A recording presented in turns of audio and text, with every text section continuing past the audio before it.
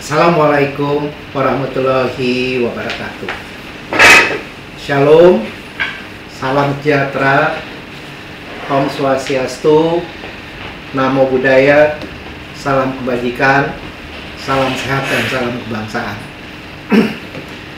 Dan tentunya terakhir salam sehat untuk kita semua. Pertama-tama saya memperkenalkan, saya Weku Fredrik Karuntu, adalah salah satu mahasiswa yang sedang mengikuti program pendidikan pasca sarjana Universitas Kristen Indonesia. Video ini saya buat secara singkat dan sederhana dengan keterbatasan yang ada, baik dalam penyajian dan lainnya, terutama pada saat untuk pemenuhan tugas mata kuliah hukum perbankan dan lembaga keuangan dengan dosen pengampu Ibu Dr. Diana Ria Winanti Napitupulu SH MH MKN MSc. Pada kesempatan ini saya coba mengangkat pembahasan saya terkait pasar modal. Pertama-tama saya akan memberikan sedikit short brief terkait istilah kita, pengertian bahwa secara umum pasar modal itu merupakan tempat bertemunya para penjual dan pembeli untuk melakukan transaksi dalam rangka untuk mendapatkan modal dalam mereka nanti berusaha ke depannya. Pasar modal dikenal dengan yang biasa kita sebut yaitu bursa efek. Di Indonesia kita kenal dengan Bursa Efek Indonesia atau disingkat BEI. Adapun produknya itu meliputi beberapa instrumen di pasar modal. Macam-macam instrumen pasar modal, dalam hal ini saya coba memilah menjadi dua. Pertama yaitu saham, dan yang kedua adalah obligasi. Nah, dari sini kita akan masuk lebih dalam lagi dari pembahasan saya ini, yaitu kita berbicara yang pertama dulu, yaitu saham. Apa itu saham? Saham atau stok yaitu merupakan surat berharga yang bersifat kepemilikan.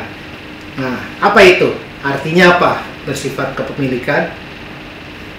Yaitu si pemilik saham merupakan bagian atau pemilik dari perusahaan itu sendiri. Nah, ini yang coba saya jabarkan dalam pengertian versi saya setelah membaca beberapa referensi yang saya dapat. Yang kedua, pengertian saham atau stok tadi, yaitu semakin besar kepemilikan saham, maka semakin besar pula kekuasaan pihak yang memiliki nilai besar tersebut. Kekuasaan dari atau di perusahaan tersebut. Itu yang kedua pengertiannya. Dan berikutnya, saham atau stok tadi, yaitu untuk mendapatkan satu keuntungan. Nah, keuntungan yang diperoleh dari saham tersebut biasa kita kenal dengan dividen. Ya, dividen yaitu keuntungan dari saham yang telah kita miliki. Itu pengertian secara global, secara general. Nah,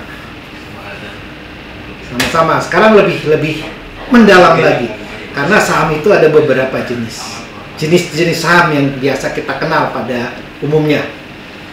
Pertama, kita lihat dari segi hak tagih.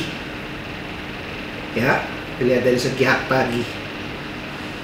Pertama yaitu saham preference atau preference stock, yaitu merupakan saham yang mempunyai atau memperoleh hak utama dalam dividen dan harta apabila perusahaan tersebut mengalami hal yang luar biasa seperti likuidasi. Nah, ini. Selanjutnya juga ada dari tadi jenis-jenis saham tadi, yaitu saham biasa atau common stock. Apa itu?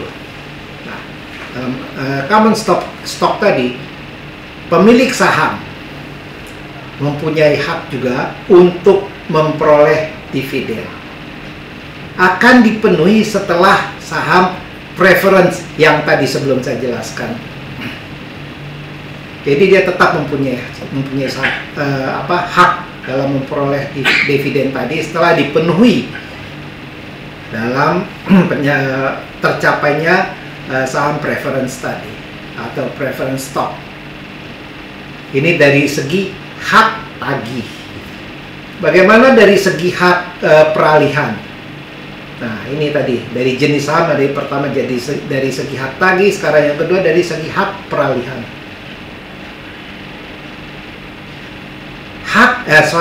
Saham atas tunjuk. Nah, ini bahasa Indonesia emang jadinya seperti ini ya.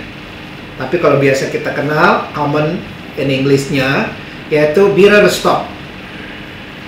Bearer stock yaitu tidak tertulisnya nama pemilik saham tersebut. Nah, dalam hal ini tidak tertulis nama pemilik saham, sehingga bearer stock tadi atau bahasa Indonesia saham atas tunjuk ini mudah untuk dialihkan atau dijual belikan kepada pihak lain. Nah, ini sebenarnya juga tadi di awal pertama yaitu dibilang saham itu adalah surat berharga.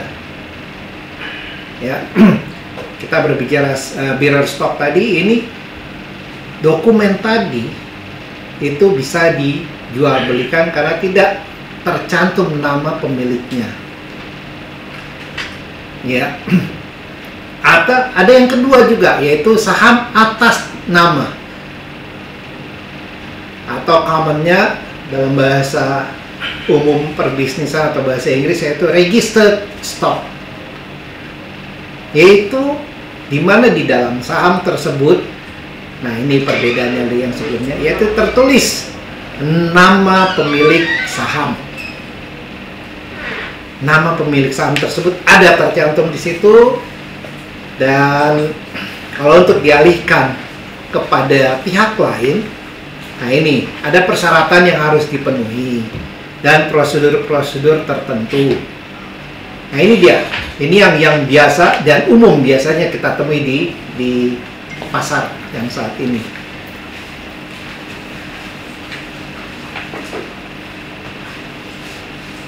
Selanjutnya ada juga yang dibilang bonds.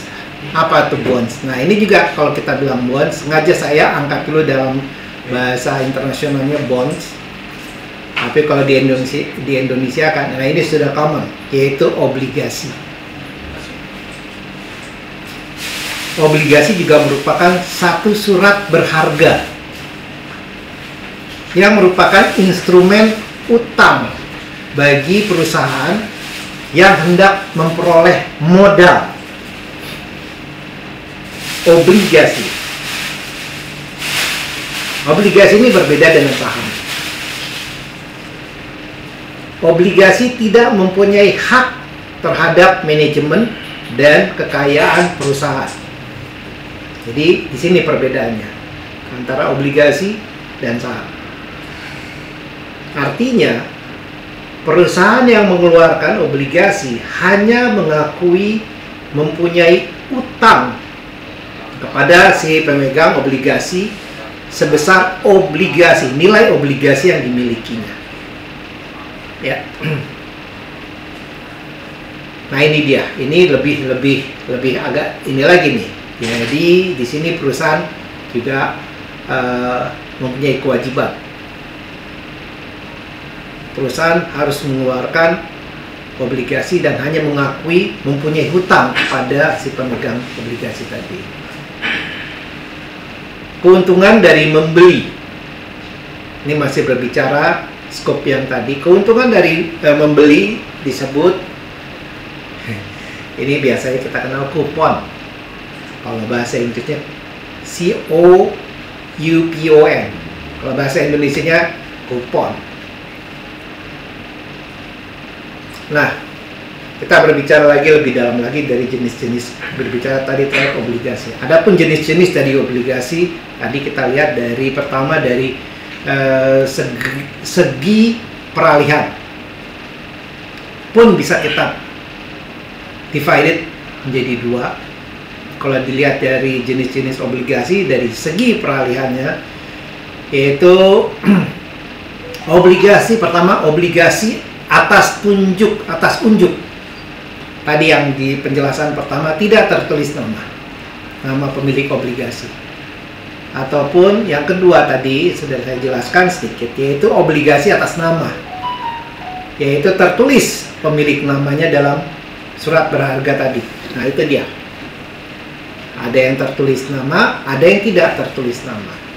Ini dari, kalau kita melihat dari sisi peralihannya nanti sama-sama kita bisa melihat. Kedua, dari segi jaminan yang diberikan atau hak klaim,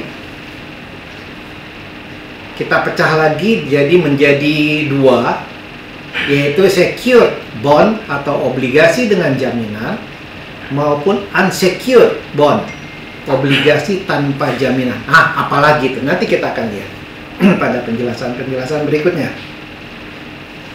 Dan selanjutnya masih kita berbicara jenis-jenis obligasi. Yang ketiga yaitu dari segi penetapan dan pembayaran bunga dan pokok.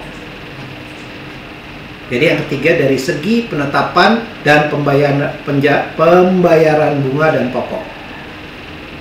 Nah, apalagi itu bisa saya jabarkan menjadi tiga, yaitu pertama obligasi dengan bunga tetap flat. Yang kedua, obligasi dengan bunga tidak tetap. Dan yang terakhir yaitu obligasi tanpa bunga. Nah, ini apa nih obligasi tanpa bunga ya? Obligasi tanpa bunga yaitu selisih antara nilai pembelian pada saat jatuh tempo. Selisih antara nilai pembelian dan pada saat obligasi tersebut jatuh tempo. Tapi itu tidak bisa disebut bunga. Kita melihat nilai perolehan pertama dan pada saat obligasi jatuh tempo. Baik, saya lanjut yang keempat dari jenis-jenis obligasi. Kalau kita lihat dari segi penerbit, segi penerbit yaitu kita mengenal juga obligasi. Siapa yang menerbitkan obligasi itu? Ada dua. Udah common. Yang pertama, obligasi yang diterbitkan oleh pemerintah. Ya, itu ada. Dan yang kedua, pasti pihak swasta pun punya kemampuan untuk menerbitkan obligasi. Jadi ada dua, obligasi oleh pemerintah, obligasi yang diterbitkan oleh swasta. Dari segi penerbitannya, penerbitan obligasi tadi. Dan terakhir kita masih berbicara obligasi, yaitu dari segi jatuh tempo. Ya, kita masih berbicara obligasi dari segi jatuh tempo. Ada tiga, bisa saya divided menjadi tiga penjelasan dalam hal ini, yaitu kita melihat jatuh tempo ya. Ada pertama jatuh tempo jangka pendek. Ya, jangka pendek kita bisa kelompokkan mungkin tidak lebih dari 1 tahun obligasi tersebut jatuh untuk tanggal jatuh temponya. Yang kedua jangka menengah. Jangka menengah itu kisaran antara 1 sampai 5 tahun. sejak diterbitkan sampai dia jatuh tempo. Tinggal kita lihat nanti gimana apa penjelasan daripada obligasi itu jangka menengah, bisa 1 sampai 5 tahun. Adapun yang terakhir itu obligasi jangka panjang yang pasti lebih dari tadi 5 tahun ke atas. Kita lihat lagi dari isi konten daripada obligasi tersebut. Nah, itu kita membedakan dari segi jatuh tempo obligasi ada 3, pendek, menengah, dan panjang. Kurang dari 1 tahun, antara 1 sampai 5, atau lebih dari 5 tahun. Baik, selanjutnya kita masuk ke siapa nih? Siapa saja yang terlibat di pasar modal, atau siapa saja sih pemain yang ada di pasar modal saat ini? Kalau saya bisa coba menjelaskan, yaitu pertama, para pemain di pasar modal, yaitu salah satunya emiten. Apa sih pengertian emiten? Emiten adalah satu kegiatan perusahaan yang melakukan penjualan surat-surat berharga. Menjual surat-surat berharga, itu nih yang menjual nih, itu disebut emisi. Perusahaan melakukan penjualan surat-surat berharga, sekali lagi saya jelaskan, yaitu emisi. Sedangkan perusahaan yang melakukan kegiatan tersebut, jadi bentuk daripada kegiatan itu yang disebut emiten. Ya, kalau perusahaannya kita sebut emisi, kalau kegiatannya itu yang disebut emiten. Nah, tujuan daripada emiten itu yaitu pertama, of course, untuk perluasan daripada usaha. Kedua, memperbaiki struktur permodalannya. Ya. Dan selanjutnya, ya, harus dipikirkan juga. Satu saat mungkin terjadi. Nah, ini harus mengadakan peralihan pemegang saham atau tadi surat-surat berharga tadi. Apakah itu berupa saham ataupun apa yang masuk kelompok surat berharga tadi. Nah, ini tujuan daripada para pemain pasar modal, antara lain emiten tadi. Yang kedua, yaitu ini sudah common. Kalau emiten mungkin kita bisa baru mendengar ya segelintir saja. Tapi kalau yang kedua ini sudah common, yaitu investor. Apa tuh investor? Orang yang mempunyai modal, atau bisa kita sebut pemodal, yang membeli dan menanam modalnya di perusahaan yang melakukan emisi tadi. Ya, pemodal atau investor yaitu pemodal yang memberi atau menanam modalnya di perusahaan yang melakukan emisi. Kalau kita kembali lagi, emisi itu apa sih tadi? Perusahaan yang melakukan penjualan surat-surat berharga tadi, yang menjual ya. Nah, investor dia tanam sahamnya itu, dia tanam modalnya di perusahaannya, melakukan kegiatan tadi, kegiatan emisi tadi. Namun sebelum membeli, investor melakukan analisis. Tidak sembarangan, dia juga namanya investor kan pasti harus melakukan kajian-kajian, melakukan analisa-analisa terhadap perusahaan tersebut. Zaman sekarang perusahaan sudah bisa mencari data daripada perusahaan yang akan dia jadikan sebagai tempat dia menanam modalnya. Ya, perusahaan sebelum membeli, investor tadi melakukan analisis, kajian terhadap perusahaan, termasuk melihat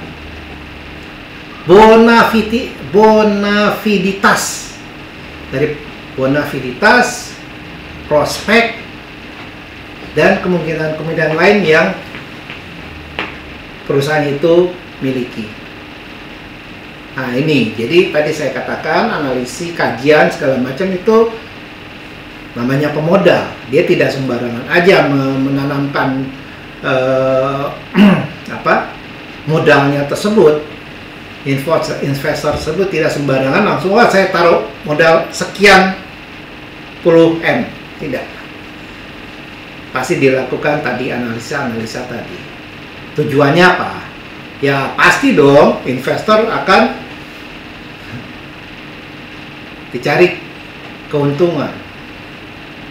Tujuannya untuk mencari keuntungan daripada modal yang sudah dia tanamkan tadi, atau yang biasa dari dividen tadi. Ya, pertama diperoleh keuntungan dari dividen. Selanjutnya tujuan berikutnya yaitu nanti dia bisa merambat ke pemilikan perusahaan, ya, kepemilikan perusahaan. Dan berikutnya, of course, setelah dia kuasai, dia akan melakukan perdagangan. Ya, perdagangan bisa saja apa? Surat berharga dalam bentuk saham. Dia jual kembali. Dia lihat setelah dilakukan analisa, kajian, wah ini saatnya dia melepas saham tersebut, atau dia keep karena dia lihat prospek kedepannya akan lebih baik. Nah, itulah yang dilakukan seorang investor. Bukan untuk mencari kerugian, pasti tujuannya mencari keuntungan. Baik, saya lanjut. Ketiga, lembaga apa sih yang menunjang mekanisme pasar modal? Lembaga penunjang mekanisme pasar modal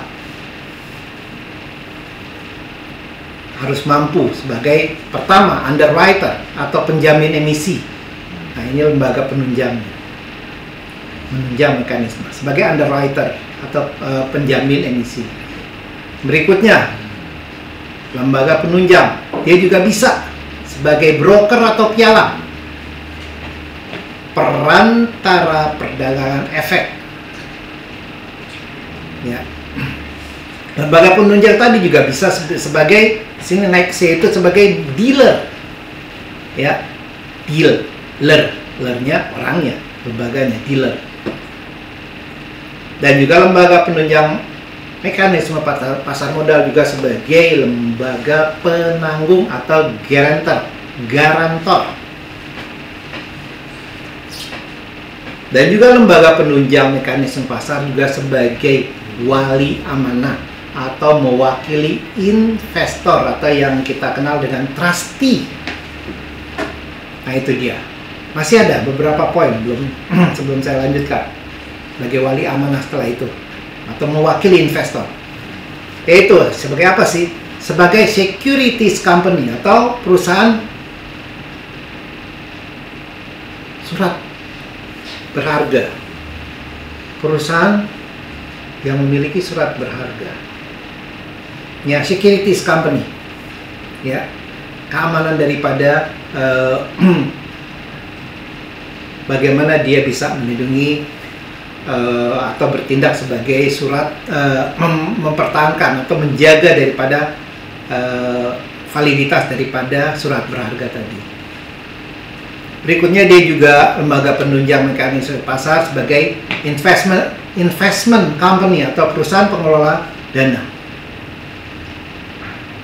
Ya. Dan yang terakhir dia juga sebagai kantor administrasi efek. Mungkin mesti saya nanti cari bahasa commonnya apa itu kantor administrasi efek. Itu yang saya bisa kenal sampai saat ini bersifat kantor administrasi efek. Nah, kita sekarang melihat lembaga-lembaga apa sih yang terlibat dalam kegiatan di pasar modal. Tadi kita sudah berbicara teori, tapi sekarang kita berbicara siapa yang terlibat, lembaga-lembaga apa saja. Ada investor, ada lembaga penunjang mekanisme, dan lain-lain. Nah, kalau kita kelompokkan, ya, menjadi dua keterlibatan di sini, yaitu pertama pemerintah itu sendiri, atau lembaga-lembaga di pemerintah dan lembaga-lembaga di swasta. Ya. Kalau di lembaga-lembaga pemerintah, pertama siapa? Bapepam, Badan Pelaksana Pasar Modal. Selanjutnya siapa lagi? BKPM, ataupun juga kementerian-kementerian departemen teknis, kementerian lembaga teknis lainnya. kita balik pertama ke Bapepam. Apa sih tugasnya? Yaitu Bapepam mengatur, mengawasi dan melaksanakan pasar modal di Indonesia. Badan Pelaksana Pasar Modal. Lembaga pemerintah lain yang terlibat itu BKPM. Apa? Badan Koordinasi Penanaman Modal. Di mana setiap perusahaannya akan melakukan kegiatan penanaman modal di Indonesia, baik penanaman modal dalam negeri atau PMDM maupun PMA, penanam modal asing, itu harus sebelum dia melakukan kegiatan ini pemerintah turun, karena pemerintah sifatnya sebagai regulator yang mengatur semua kegiatan. Kalau nggak ada regulator, tidak ada aturan, tidak ada peraturan menteri keuangan, peraturan menteri Bappenas dan segala macam, udah kayak apa aja nih, pasar yang tradisional. Oleh karena itu semua baik PMDM maupun PMA sebelum melakukan kegiatan itu harus memperoleh izin melalui satu lembaga, yaitu BKPM tadi. Selanjutnya lembaga-lembaga yang terlibat dalam pasar modal lainnya itu Kementerian Teknis, ya. Setiap bidang usaha yang izinnya akan dikeluarkan oleh kementerian yang membawahinya. Ya, banyak yang kita kenal. Ya, kebetulan saya menguasai sedikit di Kementerian Perhubungan. Perizinan baik dalam perizinan angkutan laut dalam negeri, perizinan untuk melakukan gelar kabel laut, gelar penanaman pipa dan segala macam, itu ada di Kementerian Perhubungan. Salah satu contoh yang kebetulan saya mengetahui dan pernah melakukan dan pernah melaksanakan hal tersebut. Banyak kementerian lain yang juga berkegiatan di pasar modal ini, terutama kementerian yang terlibat di perekonomian di Indonesia, baik Kementerian Menko Perekonomian, Kementerian Keuangan dan segala macam, otomatis itu namanya mereka terlibat sebagai regulator dalam hal ini. Perizinannya pun harus melalui kementerian lembaga tersebut. Itu yang saya pernah laksanakan. Berbicara pemerintah. Sekarang kita berbicara swasta. Ya, lembaga-lembaga swasta. Nah, ini sudah banyak. Iya, Bu. Iya, betul, Bu. Ya. Pertama, notaris. Kedua, akuntan publik, konsultan hukum, appraiser atau penilai, konsultan efek. Ya. Ini yang kebetulan saya dapatkan dari hasil beberapa waktu terakhir ini. Ya, mungkin nanti kalau ada penambahan mohon arahan dari dosen pengampu saya. Pertama itu tadi saya katakan notaris, ya, semua catatan-catatan yang perlu harus disahkan oleh notaris. Ini kita berbicara sudah swasta, tadi berbicara pemerintah. Ya, selanjutnya berita acara RUPS, rapat umum pemegang saham. Berita acara ditandatangani oleh seluruh pemilik saham, ya. Keputusan dalam RUPS, meneliti keabsahan para pemegang saham, meneliti perubahan anggaran ADART dan lain-lain. Itu notaris nanti akan melakukan pengecekan, dan semua itu nanti setelah disahkan, dilihat keabsahannya oleh notaris, disahkan. Notaris pun harus terdaftar di lembaga pemerintah yang membawahi notaris tadi, Kemenkumham. Selanjutnya akuntan publik. Akuntan publik yaitu melakukan penilaian dan kelayakan dari laporan keuangan seperti neraca, laporan laba rugi, laporan perubahan modal, laporan tingkat kesehatan perusahaan dan lain-lainnya. Akuntan publik. Yaitu next berikutnya yaitu konsultan hukum. Memberikan pernyataan-pernyataan tentang keabsahan dokumen-dokumen yang diajukan. Tadi sebelum notaris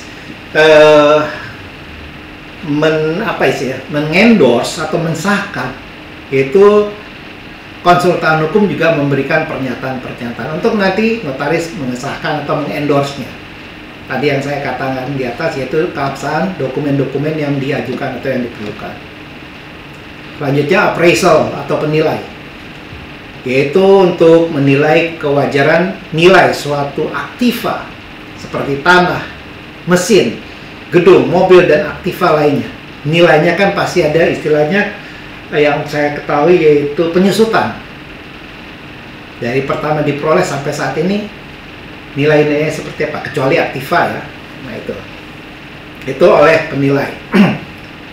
Lembaga penilai atau appraiser tadi. Selanjutnya konsultan efek.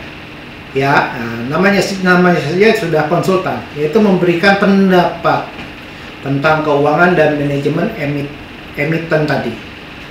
Nah, ini konsultan nih harus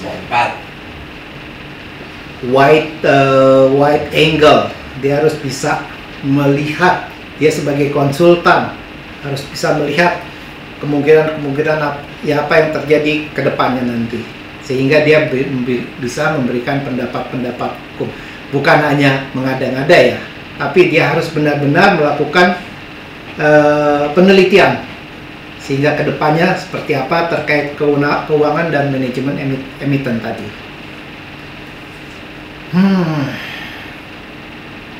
Saya lanjut yaitu ke dalam tahapan-tahapan emisi. Tahapan-tahapan apa saja yang harus kita siapkan? Pertama itu tahapan persiapan. Apa? Perusahaan harus mengadakan satu rapat umum pemegang saham, RUPS. Ya. Kesepakatan para pemegang saham.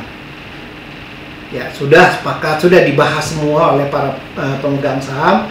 Selanjutnya dalam emisi itu yaitu penyampaian letter of intent, rasa tertarik lah ya dari hasil rapat tadi diajukan kepada Bapepam tadi. Oke, kami resmi sebagai wujud untuk menerbitkan efek di pasar modal. Setelah ada kesepakatan di rapat tadi, para pemilik saham dan mengajukan kepada Bapepam tadi dalam bentuk surat resmi. Selanjutnya penyampaian pernyataan pendaftaran. Nah, ini mungkin kalau kata-katanya yang gampang yaitu kita mulai mendaftar deh. Melakukan pendaftaran, membuat informasi mengenai data dan komisaris, data manajemen, data komisaris perusahaan, struktur modal daripada perusahaan, kegiatan usaha emiten tadi, kegiatannya apa saja sebelum melakukan sebenarnya ada rencana emisi, ya. Kegiatan usaha sudah berjalan, sebelum berjalan rencananya apa untuk melakukan emisi tadi, dan penjamin pelaksanaan daripada emisi tadi, yang menjamin kegiatan tadi yang kita sebut emisi tadi. Berikutnya yaitu evaluasi. Jadi tahapan tadi masuk tahapan yang keempat, yaitu evaluasi dari Bapepam. Bapepam juga tidak begitu saja, dia akan melakukan penelitian, mengevaluasi kelengkapan dokumen yang dokumen-dokumen yang disampaikan oleh emiten tadi. Sama seperti saya, ada beberapa perusahaan yang ingin mengajukan perusahaan melakukan kegiatan menggelar pipa, menggelar kabel dalam laut. Ya, kami melakukan evaluasi lembaga pemerintah. Sudah lengkap belum sih dokumen-dokumennya? Gimana sih perusahaannya? Benar nggak sih? Nah, itu kami pernah melakukan hal tersebut. Kalau ini bahasa berbicara Bapepam, tadi dikatakan di depan ada Kementerian Teknis, ya itu salah satu yang pernah kami lakukan. Melihat, mengevaluasi dokumen-dokumen. Berikutnya, poin yang kelima yaitu dengar pendapat terbuka. Nah, ini apa nih? Dengar pendapat terbuka yaitu mendengar pendapat secara terbuka yang diikuti oleh Bapepam, emiten-emiten lain, serta lembaga-lembaga kementerian terkait lainnya dengan tujuan untuk mendapatkan informasi langsung dari pihak yang hendak melakukan emisi. semua para pihak diundang dan diikuti, didengar pendapatnya. Ya, tidak harus seorang pejabat yang harus memutuskan, sehingga nanti pendapat itu dikaji lagi, didengar lagi, diikuti oleh lembaga atau instansi yang akan berwenang. Selanjutnya, butir yang keenam yaitu pasar perdana, primary market. Setelah memenuhi persyaratan emisi, maka Ketua Bapepam baru mengeluarkan izin emisi berkegiatan tadi, emisi. Setelah itu penawaran efek setelah mendapat izin emisi sampai dengan pencatatan di Bursa Efek disebut, nah ini dia, disebut pasar perdana atau primary market. Ya. Saya coba melihat waktu saya dulu ya. Takutnya terlalu lama nih, ini kepanjangan ya, ini terlalu detail nih. Baik, tapi saya coba teruskan. Ya, nah ini kita tadi berbicara yang keenam pasar perdana, primary market. Nah ini coba saya merangkum semua dalam vlogger saya ini, dan vlog kan, vlogger. Saya sebagai vlogger, tapi kegiatannya vlog. Ini saya coba membuat untuk pemenuhan persyaratan tadi yang dipersyaratkan oleh dosen penghapus saya, Ibu Diana. Mungkin sementara vlogger atau video sederhana yang saya tampilkan, saya coba memberikan paparan materi yang terkait dengan pasar modal, dan saya juga mohon maaf pada kawan-kawan, khususnya Ibu pengampu, dosen pengampu, bila dalam penjelasan vlog saya ini ada kekurangan-kekurangan, keterbatasannya, karena saya bukan pelaku. Based on my experience, saya sebenarnya seorang regulator, tapi saya coba meluaskan wawasan saya sampai nanti bagaimana sih berkegiatan di pasar modal. Dan memang ini saya sadari, kami masih membutuhkan pendalaman yang lebih serius lagi. Terlebih topik yang saya angkat yaitu tentang pasar modal ini. Dan saya pun membuat ini untuk memenuhi persyaratan kuliah hukum, perbankan, dan lembaga keuangan yang kedepannya sangat kami butuhkan. Dan yang pasti kami sangat membutuhkan masukan, bimbingan secara khusus dari dosen pengampu saya yang terhormat Ibu Dr. Diana Ria Winanti Napitupulu, SH, MH, MKM, MSc, sebagai nanti bekal saya atau proses saya belajar berikutnya menjadi lebih baik. Itu yang saya sampaikan, dan pada teman-teman jangan lupa ya, subscribe, like, comment, and share my vlog ini melalui yang sudah dimasukkan dalam YouTube Dr. Diana Ria Winanti Napitupulu, SH, MH, MKM, MSc. Terima kasih, kiranya Tuhan selalu menyertai kita.